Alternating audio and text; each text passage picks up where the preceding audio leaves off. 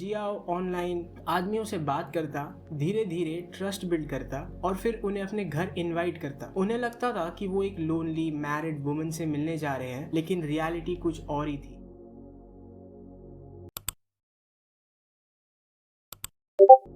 Nanjing China में एक strange scandal suddenly internet पर वायरल होने लगा। लोग वीडियोस में अपने कोवर्कर्स, अपने फ्रेंड्स और कुछ केसेस में अपने हस्बैंड तक पहचान रहे थे।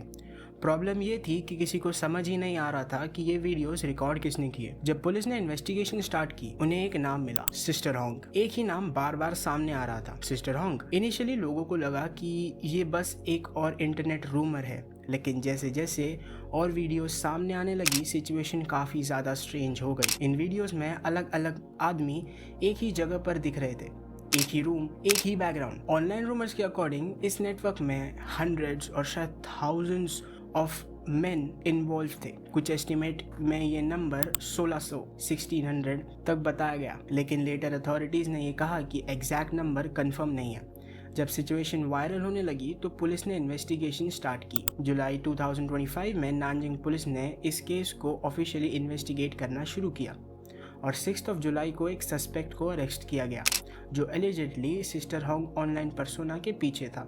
रिपोर्ट्स के अकॉर्डिंग इन एनकाउंटर्स को सीक्रेटली रिकॉर्ड किया गया। बाद में इन वीडियोस को प्राइवेट ऑनलाइन ग्रुप्स में शेयर किया गया, जहां मेंबरशिप के लिए अराउंड 150 युआन चार्ज किए जा रहे थे। जब ये स्टोरी पब्लिक हुई तो चाइनीज सोशल मीडिया पे एक मैसिव रिएक्शन देखने को मिला। हैशटैग होंग ये मिलियंस ऑफ टाइम्स डिस्कस किया गया और ट्रेंडिंग लिस्ट पर टॉप पोजीशन तक पहुंच गया। लोग वीडियोस को एनालाइज कर रहे थे, आइडेंटिटीज गेस कर रहे थे और इंटरनेट पर एक तरह का डिजिटल मैनहंट स्टार्ट हो गया। कुछ रिपोर्ट्स में कहा गया कि कुछ लोगों को उनके अक्वेंटेंसेस ने आइडेंटिफाई भी किया। एक केस में एक वुमन ने एलिजिडली अपने हस्बैंड को वीडियो में पहचान लिया और उसके बाद सिचुएशन और भी कियोटिक हो गई। लेकिन सबसे बड़ा क्वेश्चन वही था, after all who was sister Hong. लेकिन इन्वेस्टिगेशन के दौरान पुलिस को जो पता चला, उसने पूरे केस को और भी बिजार बना दिया, क्योंकि सिस्टर होंग, जिसे लोग एक मिस्टीरियस वुमन समझ रहे थे, वो एक्चुअली में कोई वुमन थी ही नहीं। अथॉरिटीज़ के अकॉर्डिंग इस ऑनलाइन आइडेंटिटी के पीछे एक 38 साल का आदमी था, 38, सरनेम जियाओ, जो नानजिंग में रहता था।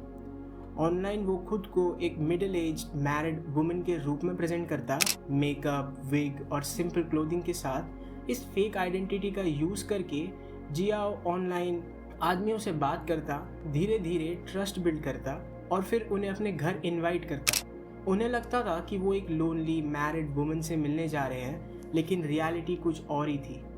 अथॉरिटीज़ के अकॉर्डिंग इन मीटिंग के दौरान जो भी होता था वो सीक्रेटली रिकॉर्ड किया जाता था और ये रिकॉर्डिंग बाद में ऑनलाइन अपलोड और सेल भी की गई। रिपोर्ट्स के अकॉर्डिंग ये एक्टिविटी लगभग 3 साल तक चलती रही और शायद और भी ज़्यादा चलती अगर एक दिन एक आदमी ने खुद को इन वीडियोस में पहचान ना लिया होता।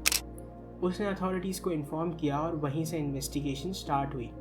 सबसे अजीब बात ये थी कि इन मीटिंग्स के बदले कोई पैसे नहीं लिए जाते थे। कुछ लोग फ्रूट्स लाते थे, कुछ लोग स्नैक्स और कुछ लोग तो ऐसे ही आ जाते थे सिर्फ मिलने। रिपोर्ट्स और ऑनलाइन डिस्कशन के अकॉर्डिंग जब कुछ लोगों को पता चलता था कि सिस्टर होंग एक्चुअली एक वुमेन नहीं है, वो एक 38 साल का आदमी है, तो उनमें से कई लोग तुरंत वहाँ से चले जाते थे। लेकिन हर रिएक्शन सेम नहीं था और कुछ लोगों ने सिचुएशन को इग्नोर करके मीटिंग कंटिन्यू करी, शायद क्यूरियोसिटी, ऑकवर्डनेस या पर्सनल इंटरेस्ट की वजह से। और जब वीडियोस ऑनलाइन स्प्रेड होने लगे, लोगों ने एक और शॉकिंग चीज़ नोटिस करी। इनमें हर टाइप के लोग दिख रहे थे, फिटनेस ट्रेनर्स, मैरिड मैन, लोग जिनकी गर्लफ्रेंड्स भी हैं। लेकिन कंट्रोवर्सी यहीं ख़त्म नहीं हुई। ऑनलाइन एक और रूमर तेज़ी से स्प्रेड होने लगा कि सिस्टर होंग HIV पॉजिटिव हो सकता है। अगर ये बात सच होती तो ऑब्वियसली कंसर्न्स और भी बड़े हो जाते, क्योंकि रिपोर्ट्स के अकॉर्डिंग इन नेटवर्क्स में काफ़ी लोग इन्वॉल्व थे।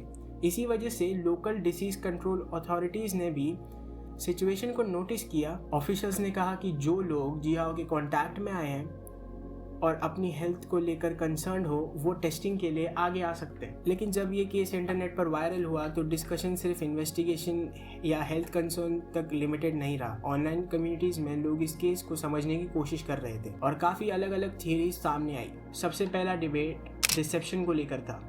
बहुत लोगों को ये समझ ही नहीं आ रहा था कि इतने सारे लोग कैसे कैटफिश का शिकार हो गए। ऑनलाइन फोरम्स पर लोग डिसबिलीफ एक्सप्रेस कर रहे थे। कुछ लोग जेन्युइन कन्फ्यूजन में भी थे कि डिसेप्शन इतनी देर तक कैसे चलता रहा। कुछ लोगों ने इसे साइकोलॉजी के एक कॉन्सेप्ट से एक्सप्लेन करने की कोशिश की जिसे कहते हैं संक कॉस्ट फैलेसी। इसका सिंपल मतलब होता है कि जब कोई इंसान किसी सिचुएशन में ऑलरेडी टाइम, एफर्ट या इमोशन इन्वेस्ट कर चुका होता है तो वो कभी कभी उस सिचुएशन को कंटिन्यू कर देता है even when things feel wrong. कुछ ऑब्जर्वर्स का मानना था कि शायद इसी वजह से कुछ लोगों ने सिचुएशन रियलाइज़ होने के बाद भी तुरंत वहाँ से निकलने का नहीं सोचा और सिचुएशन को फेस किया। चाहे एक्सप्लेनेशन डिसेप्शन हो, साइकोलॉजी हो या बस ह्यूमन क्यूरियोसिटी। और शायद सबसे अनसेटलिंग बात यह है कि ये डिसेप्शन सिर्फ ऑनलाइन नहीं हुआ था, ये रियल लाइफ में हुआ था, रियल लोगों के साथ। सिस्टर होंग का केस एक स्ट्रेंज रिमाइंडर है कि इंटरनेट पर आइडेंटिटीज़ कितनी ईजीली मैनिपुलेट की जा सकती है। कभी कभी रियलिटी और इल्यूजन की बीच की लाइन कितनी थिन हो सकती है और शायद इसीलिए ऑनलाइन दुनिया में ट्रस्ट करना कभी कभी सबसे रिस्की डिसीजन बन सकता है।